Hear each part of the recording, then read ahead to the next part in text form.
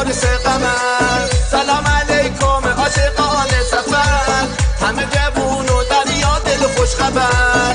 وقتی به ساحل میرسن قایقا، دوباره پیدا میشه قرص قمر.